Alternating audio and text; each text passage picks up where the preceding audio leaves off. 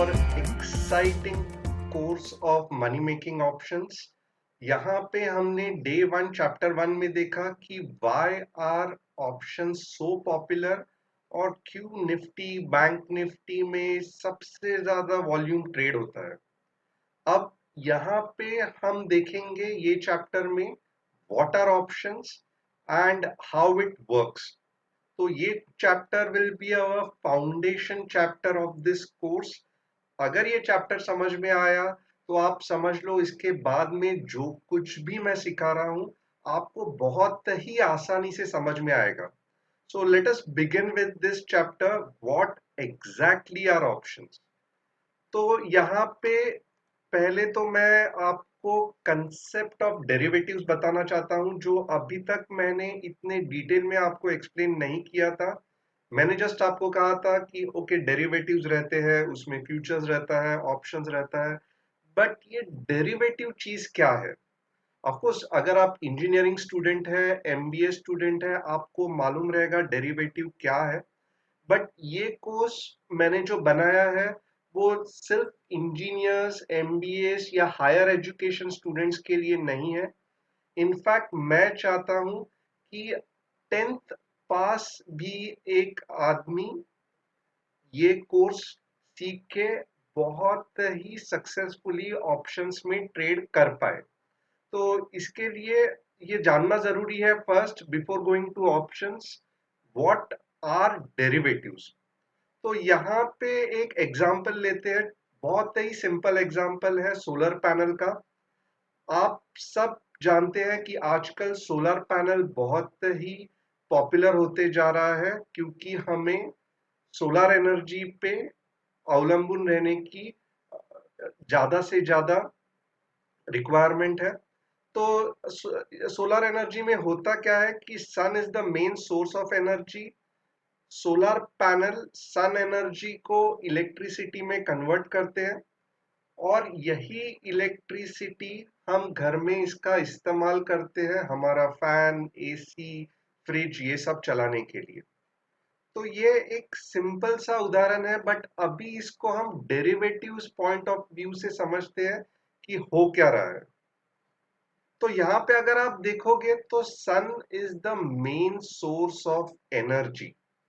आप कितना भी बढ़िया सोलर पैनल खरीद लो, आप कितना भी बड़ा सोलर पैनल खरीद लो, आप कितना भी सोलर पैनल में मॉडिफिकेशन और इलेक्ट्रॉनिक और टेक्निकल चीज बिठा दो, बट अगर आसमान में सन है ही नहीं या सूरज है ही नहीं तो आपकी इलेक्ट्रिसिटी जनरेट नहीं हो सकती।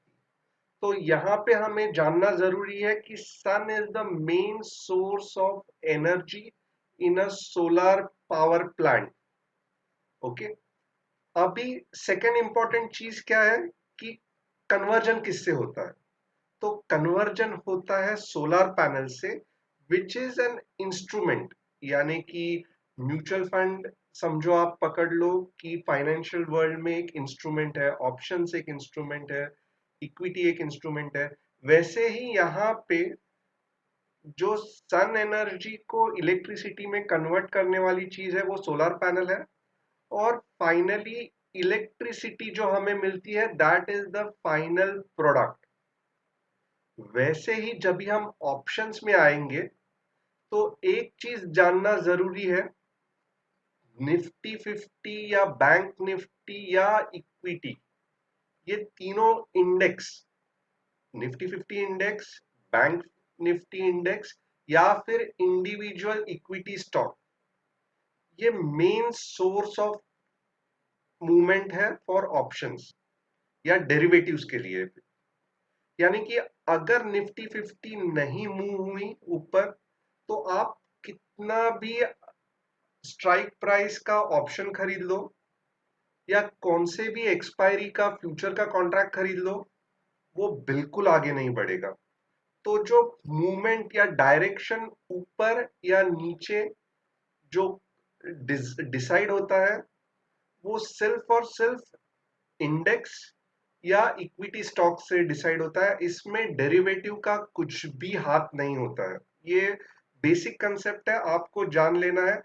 इसके लिए हमेशा टेक्निकल एनालिसिस अगर आप करोगे तो बहुत ही सही है। अगर आप इंडेक्स का एनालिसिस करोगे, निफ्टी 50 इंडेक्स का एनालिसिस, बैंक निफ्टी का एनालिसिस या इक्विटी का analysis, rather than doing analysis of futures और options, आपको मेन सोर्स पे ध्यान देना है। वैसे ही यहाँ पे सोलर पैनल जो कन्वर्जन का काम करता है, वैसे ही डेरिवेटिव्स में फ्यूचर्स या ऑप्शंस ये एक इंस्ट्रूमेंट है जो इंडेक्स से डिराइव होते हैं और ये हमें लीवरेज देते हैं। यानी कि लीवरेज का मतलब क्या है यहाँ पे? अगर इंडेक्स 1 पॉइंट से बढ़ा तो फ्यूचर एंड ऑप्शन 75 पॉइंट से बढ़ेंगे। ये कंसेप्ट है लीवरेज का, बट अंडरलाइंग हमेशा निफ्टी 50 या इंडेक्स ही रहेगा। और जैसे कि मैंने कहा डिराइव प्रोडक्ट क्या है इसमें? यहाँ पहले एग्जांपल में तो इलेक्ट्रिसिटी था, यहाँ पे जो फाइनल हमें प्रॉफिट होता है जिस चीज से, that is actually option premium या फ्यूचर का प्राइस। यानी कि इन शॉर्ट, अगर इंडेक्स ऊपर गया, आपने ऑप्शन खरीदा, तो आपको फायदा कहां से होगा? जब ऑप्शन की प्राइस बढ़ेगी। समझो आपने 50 पॉइंट्स में एक ऑप्शन खरीदा है बैंक निफ्टी का, अगर वो जाके 200 हो रहा है तो ही आपको प्रॉफिट हो रहा है। तो यहाँ पे फाइनल प्रोडक्ट क्या है? ऑप्शन प्राइस या फ्यूचर की प्राइस। अब यहाँ पे एक चीज वापस मैं दोहराना चाहता हूं, फॉर डेरिवेटिव्स हमेशा आप ध्यान रखिए कि आपको अंडरलाइंग असेट हमेशा सूरज याद रखिए, that is the main source. वैसे ही डेरिवेटिव्स में अगर आपको एनालिसिस करना है कि ऑप्शन ऊपर जाएगा या नीचे जाएगा, फ्यूचर ऊपर जाएगा या नीचे जाएगा, आपको हमेशा जो सोर्स है, यानी कि अंडरलाइंग असेट जिसे हम कहते हैं डेरिवेटिव कंसेप्ट में, उसका एनालिसिस करना है, that is Nifty 50, bank Nifty या इंडिविजुअल स्टॉक्स। सो ये एक बहुत ही इंपॉर्टेंट कंसेप्ट है। और सेकेंडली, डेरिवेटिव स्टॉक्स की तरह नहीं है। स्टॉक्स में आपने आज खरीदा, 10 साल के भी बाद में बेचा, तो बीच में कोई ना कोई बाइंग सेलिंग करते रहता है। But derivative is a zero sum game. यानी कि एक कॉन्ट्रैक्ट दो आदमियों के बीच में खड़ा हो जाता है। अगर मैं प्रॉफिट कर रहा हूं, जो सामने वाले ने जो मेरे साथ कॉन्ट्रैक्ट किया है वो लॉस कर रहा है। और जितना मैं प्रॉफिट कर रहा हूं, मैंने 10,000 का प्रॉफिट किया, तो ये कहां से बाहर से नहीं आ रहा है, सामने वाले का 10,000 का लॉस हो रहा है। तो ये कॉन्ट्रैक्ट दो ट्रेडर्स के बीच में है। यहाँ पे कुछ भी कंपनी का लेना देना नहीं है। रिलायंस खुद कुछ कर नहीं रही है यहाँ पे। जैसे कि इक्विटी शेयर्स में कंपनी का बहुत सा योगदान रहता है, बट डेरिवेटिव्स में कंपनी का कुछ भी लेना देना नहीं है। It's a contract between two traders. But ये कॉन्ट्रैक्ट में कौन जीतेगा कौन हारेगा, ये वापस मैं कहता हूं, सिर्फ और सिर्फ रिलायंस का शेयर बताएगा, बाकी कोई नहीं बताएगा, क्योंकि that is the underlying asset. So very important here, once again, derivative is a zero sum game. अगर मैं प्रॉफिट कर रहा हूं ऑप्शंस या फ्यूचर्स के कॉन्ट्रैक्ट में, तो सामने वाले का ट्रेडर जिसके साथ मैंने कॉन्ट्रैक्ट किया है वो लॉस कर रहा है।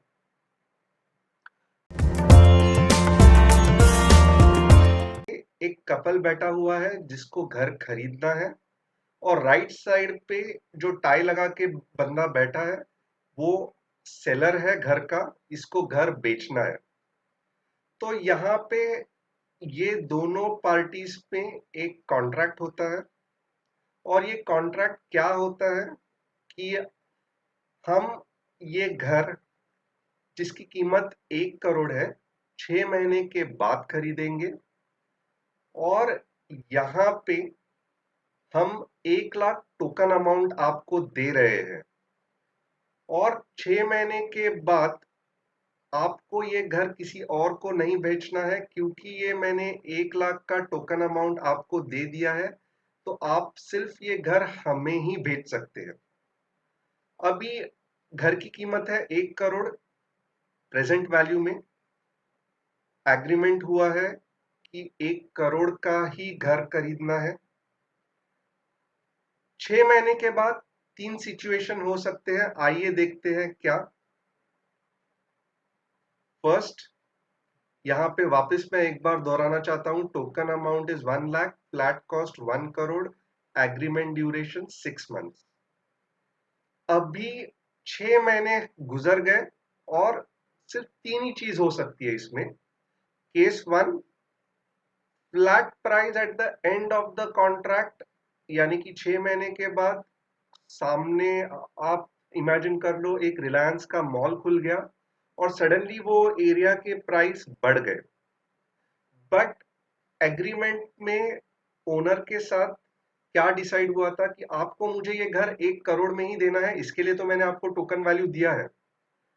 तो यहाँ पे जो ये कपल बाय कर रहे हैं उनके पास ऑप्शन है कि आप क्या करें, तो डायरेक्टली मार्केट में 1.5 करोड़ के वैल्यू में घर बेच दे। अभी उनकी जेब से कुछ जाएगा नहीं, उसमें से 50 लाख उनका प्रॉफिट होगा और 1 करोड़ वो ओनर को दे देंगे। तो बैठे बैठे 6 महीने में उन्होंने 50 लाख का प्रॉफिट कमा लिया और हार्डली 1 लाख का उनका टोकन चला गया। ये हो गया केस 1। अभी केस 2 में क्या हो गया कि समझो कुछ भी डिफरेंस नहीं हुआ, जो घर की प्राइस थी वही रही, 6 महीने पहले जो थी अभी भी वही रही, 1 करोड़। तो इसमें क्या हो गया कि नो प्रॉफिट नो लॉस, और ओनर और ये जो कपल है ये म्यूचुअली डिसाइड कर सकते हैं कि आगे उनको क्या करना है। बट ये केस में किसी को नो प्रॉफिट नो लॉस हो गया। बट केस 3 में आप इमेजिन करो कि वो जो घर है उसके बाद एक कचरे का यार्ड खुल गया, यानी कि डंपिंग ग्राउंड हमें इस कहते हैं, और सडनली आजू बाजू के सब एरिया के जो घर है उनका रेट गिर गया और 50 लाख हो गई है उसकी प्राइस घर की 6 महीने के बाद। तो यहाँ पे एक इम्पॉर्टेंट चीज है कि जो टोकन वैल्यू दिया है ये कपल बिना घर खरीदे क्या कहेंगे कि नहीं, आप हमारा टोकन वैल्यू 1 लाख का रख लो, हमें ये घर नहीं चाहिए, और हम ऑलरेडी एग्रीमेंट में हमारी चॉइस थी कि हम इसे खरीदे या नहीं खरीदे, इसके लिए तो टोकन वैल्यू दिया था, तो आप ये 1 लाख का टोकन वैल्यू ले लो, हमको ये घर नहीं चाहिए। तो फाइनली अगर आप देखोगे तो ये 3 केस के अलावा और कुछ भी नहीं हो सकता। आइदर घर की प्राइस बढ़ेगी, सेम रहेगी, और नीचे रहेगी। बट क्योंकि ये कपल ने ऐसा एग्रीमेंट किया था कि अगर इनका डाउनसाइड आप देखो यानी कि लॉस देखो, तो हमेशा 1 लाख ही रहेगा, that is the token price. अगर इसके बाद समझो फ्लैट की कीमत 25 लाख भी हुई, बट एग्रीमेंट में क्या डिसाइड हुआ है कि 6 महीने के बाद ये जो ओनर है ये कपल को ही बेचेगा, और प्लस इसमें कपल का डिसीजन रहेगा कि उनको लेना है या अपना टोकन छोड़ के निकल जाना है।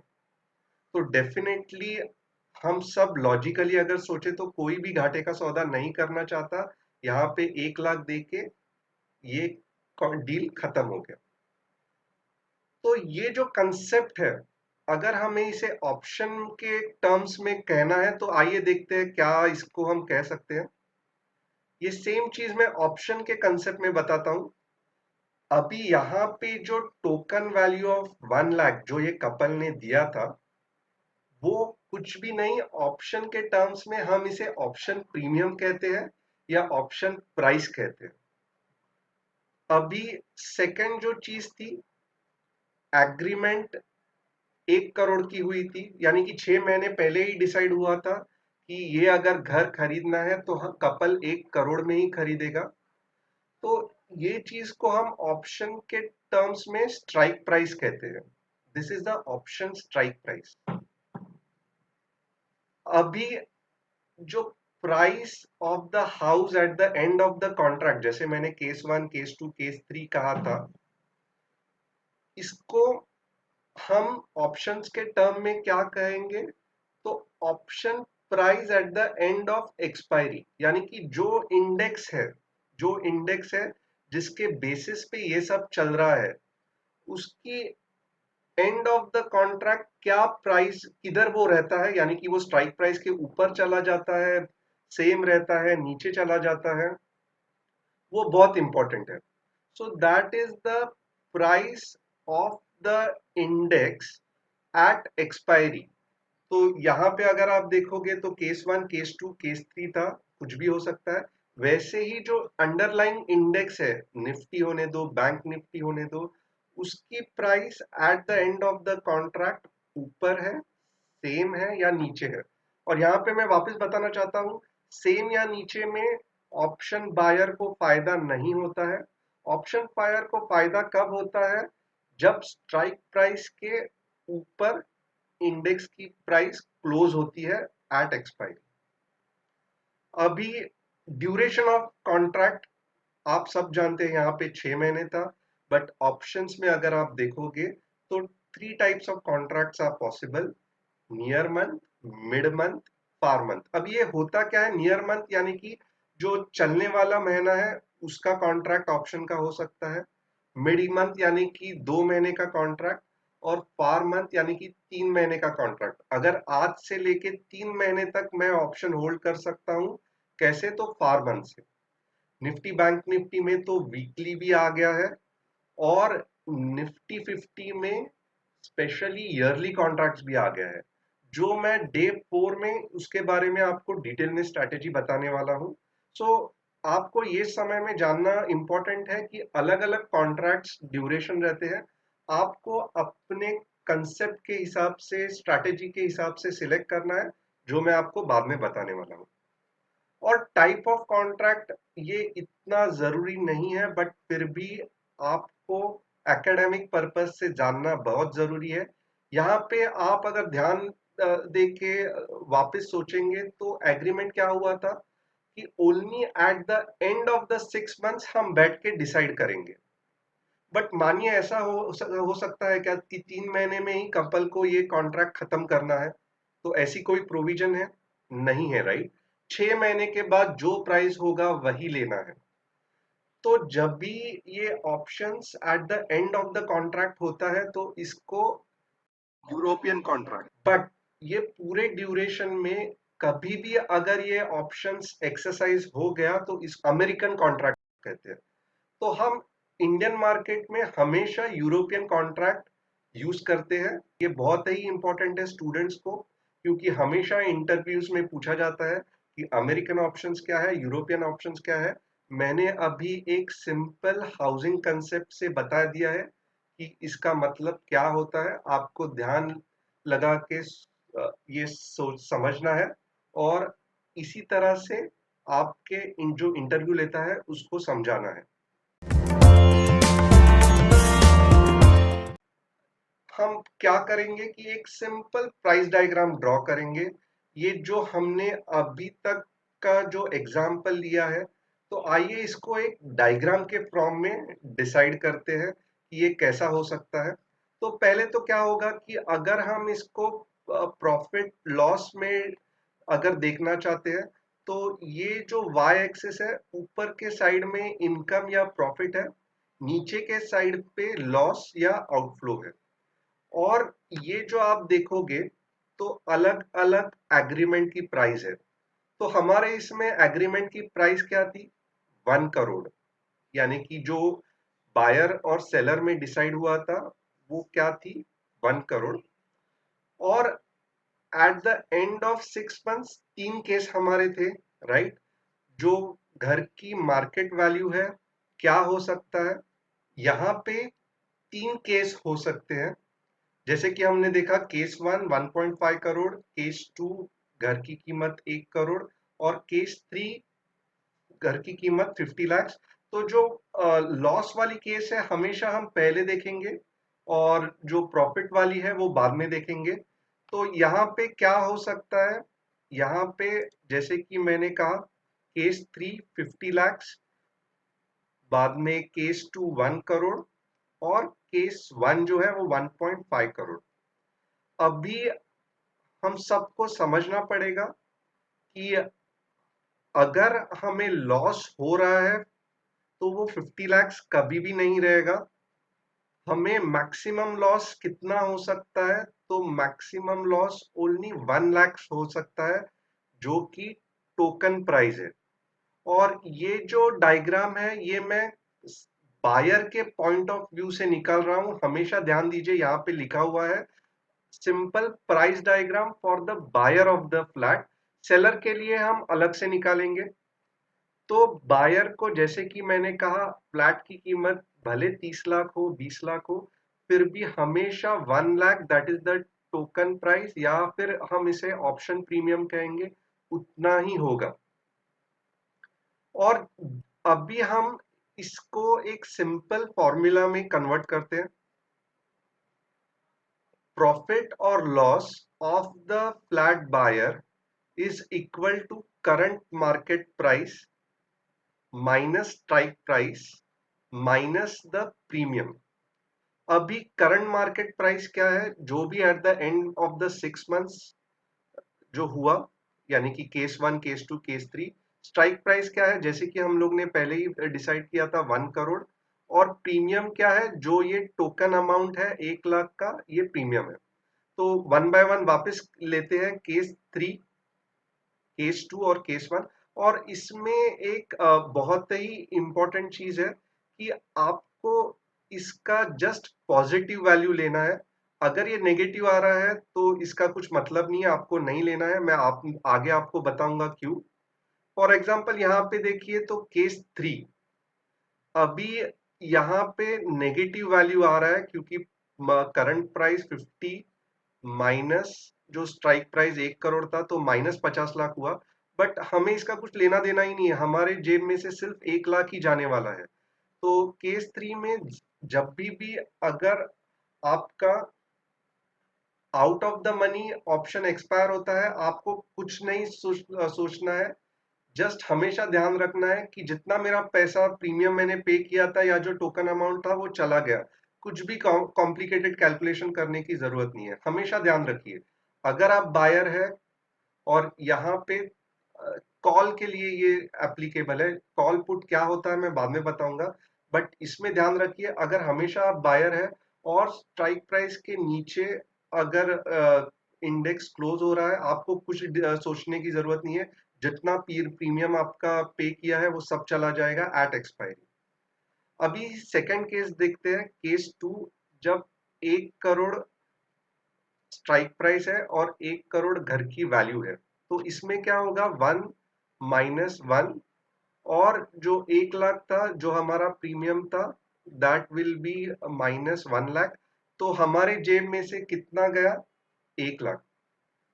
भले सेम जो एग्रीड वैल्यू थी, और जो 6 महीने के बाद में घर की वैल्यू थी वो सेम थी। But at the same time हमने 6 महीने पहले 1 लाख का टोकन भी पे किया था। तो that is finally loss to us, क्योंकि घर की प्राइस तो उतनी ही रही बट टोकन वैल्यू तो चला गया ना। तो 1 lakh, that is the loss in case 2, जो मैंने पहले नहीं कहा था क्योंकि I didn't wanted to complicated. But यहाँ हम और थोड़ा डिटेल में इसका स्टडी कर रहे हैं। केस 1, अगर घर की कीमत 1.5 करोड़ है और मैंने यहाँ पे लिखा हुआ था ओनली कंसीडर पॉजिटिव वैल्यू, तो यानी कि इसमें कितना हमें प्रॉफिट हो गया, 50 lakhs। और जो 1 लाख टोकन वैल्यू हमने सेलर को दिया था वो हमें इससे माइनस करना है, तो हमारा प्रॉफिट कितना हुआ, 49 lakhs। और हमेशा एज अ ट्रेडर आपको सोचना बहुत इंपॉर्टेंट है कि मेरा ब्रेक इवन पॉइंट क्या है, यानी कि कौन सी ऐसी प्राइस है जिसपे मेरा घाटा ना मुनाफा होगा, ऐसी कौन सी घर की प्राइस है। तो वो निकालने के लिए हमें क्या करना है, तो सिंपली अगर आप देखो, तो 1 करोड़ 1 लाख अगर घर की वैल्यू हो जाएगी, तो क्या होगा कि 1 करोड़ 1 - 1 1 लाख होगा। और उसमें से हम ये प्रीमियम हमारा माइनस करेंगे तो जीरो हो जाएगा। तो हमेशा हमें आगे भी जाके ध्यान रखना है कि कौन से ऐसे प्राइस पे इंडेक्स क्लोज होना चाहिए कि मैंने जो ऑप्शन प्रीमियम जो पे किया है वो मेरे जेब से ना जाए, और मुझे नो प्रॉफिट नो लॉस हो, तो वो हमारा ब्रेक इवन लेवल रहता है। और हम हमेशा एज अ ट्रेडर अपने ब्रेक इवन लेवल को हमेशा ध्यान रखते हैं कि एटलीस्ट इतना तो जाना चाहिए कि मेरे जेब से जो पैसा गया है वो कवर हो जाए। तो this is very important concept, break even of the option price. और हम ये आगे जाके बहुत बार यूज करने वाले हैं, तो जस्ट ये आप समझ लीजिए इसका मतलब होता क्या है। अभी ये सिंपल डायग्राम सिमिलरली हम फ्लैट सेलर के पॉइंट ऑफ व्यू से देखते हैं। अभी फ्लैट सेलर को क्या होता है कि इमीडिएटली 6 महीने पहले ही उसके जेब में 1 लाख आ गए, that was the token amount.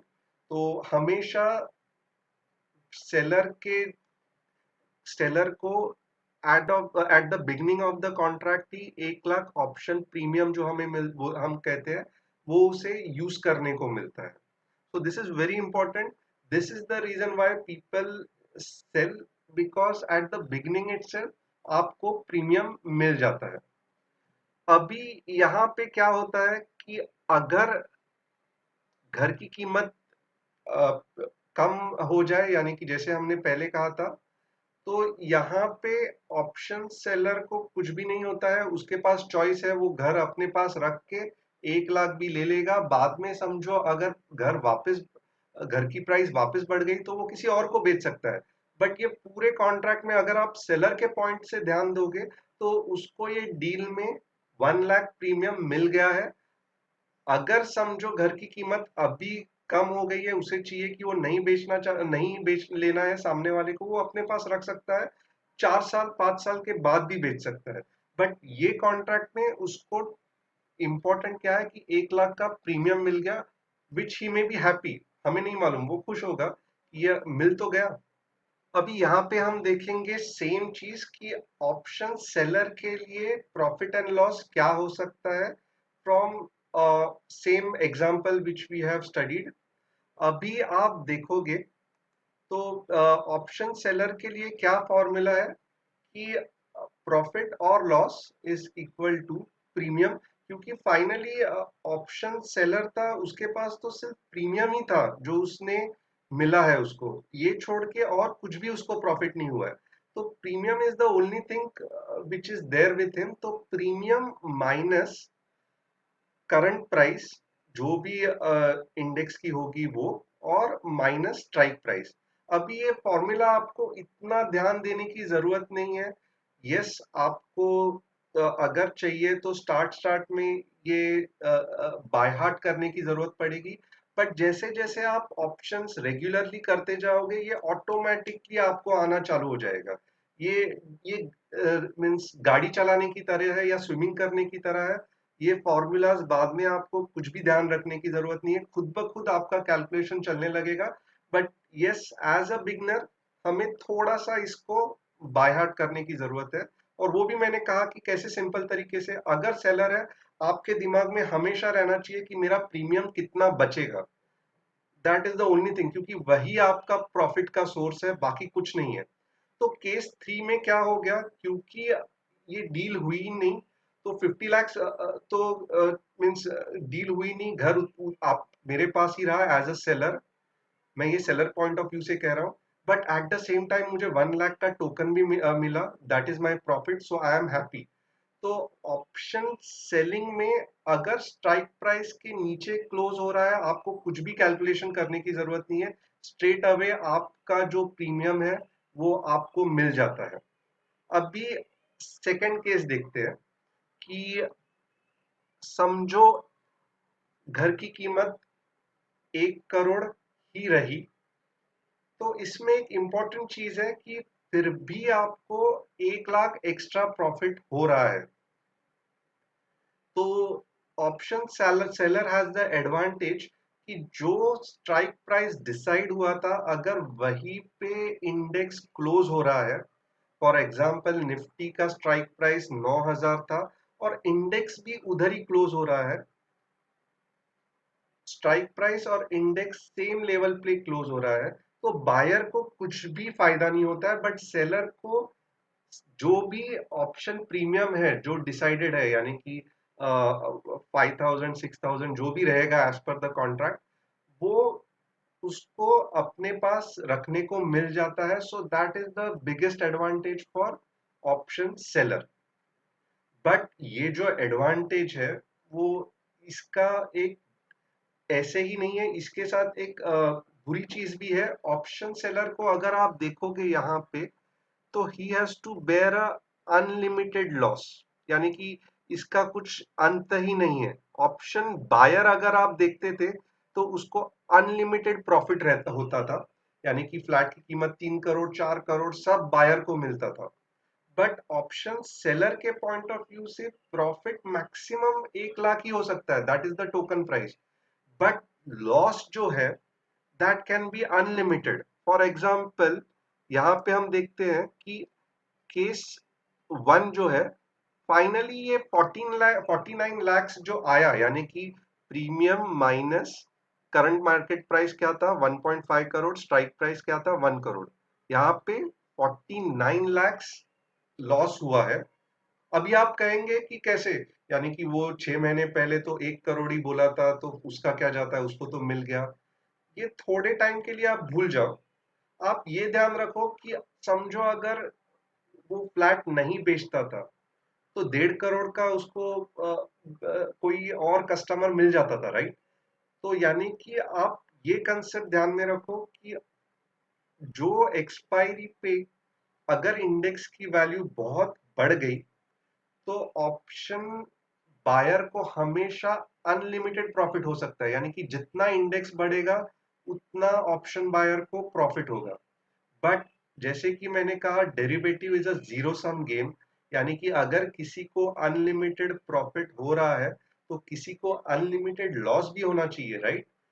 तो यहाँ पे वो लॉस किसको हो रहा है, तो वो ऑप्शन सेलर को हो रहा है. प्रॉफिट किसको हो रहा है, तो ऑप्शन बायर को हो रहा है.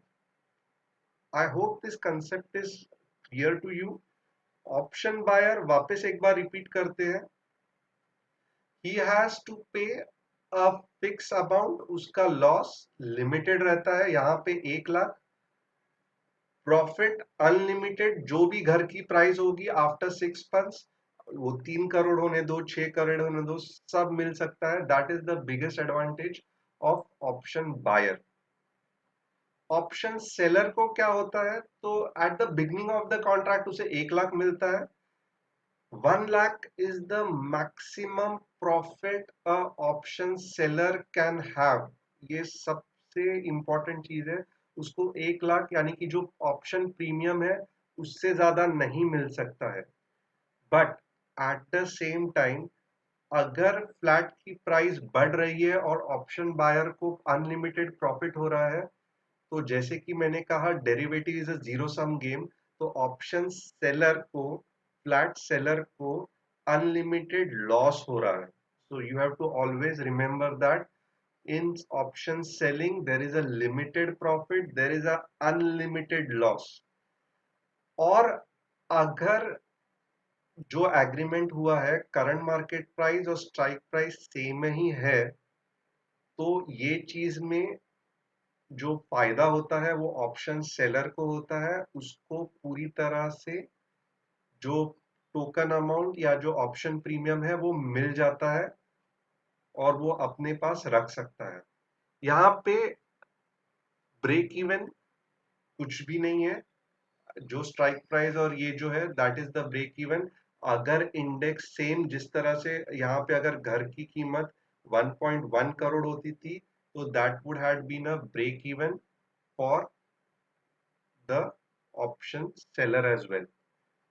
क्योंकि जो सेम कंसेप्ट है, अगर बायर को ब्रेक इवन है तो सेलर को भी ब्रेक इवन होना चाहिए. अभी यहाँ पे ये चैप्टर खत्म हो रहा है और इसके बाद में मैं ये फ्लैट का एग्जाम्पल नहीं लेने वाला हूँ, क्योंकि हमें सब टर्मिनोलॉजी पता चल गई है. अभी से मैं हमेशा ऑप्शन के टर्म्स में ही बात करूंगा. ऑप्शन प्रीमियम या ऑप्शन प्राइस हम कहेंगे, ऑप्शन स्ट्राइक प्राइस, इंडेक्स का क्लोजिंग प्राइस या इंडेक्स का current market price, that is very important. Option का एक्सपायरी, ये जो सब टर्मिनोलॉजी मैंने बताया है, हम ये चैप्टर के बाद हमेशा यही टर्मिनोलॉजी से बात करेंगे। हम अभी ये चैप्टर खत्म होने के बाद कहीं भी फ्लैट ओनर या बायर ये डिस्कस नहीं करेंगे। Hope this concept is very clear to you. और यही कंसेप्ट थोड़ा और हमें एलॉबरेट करना होगा निफ्टी और बैंक निफ्टी के एग्जाम्पल लेके। तो थोड़ा सा आप मीन्स अगर ध्यान देके डे 1 कंप्लीट करोगे तो believe me option is very very simple. बस थोड़ा सा कंसेप्ट समझने में टाइम लगता है, इसीलिए अगर आप देखोगे तो ये चैप्टर मैंने बहुत ही स्लो तरीके से आपको सिखाया है, बहुत ही इजी लैंग्वेज और एग्जाम्पल के साथ बताया हुआ है। और होप ये आप ठीक से समझ गए हो। अगर नहीं तो don't worry, we will be continuing through examples. आपको जब हम एग्जांपल्स लेंगे तो एक्चुअल ऑप्शंस के बारे में और इजीली समझ में आएगा।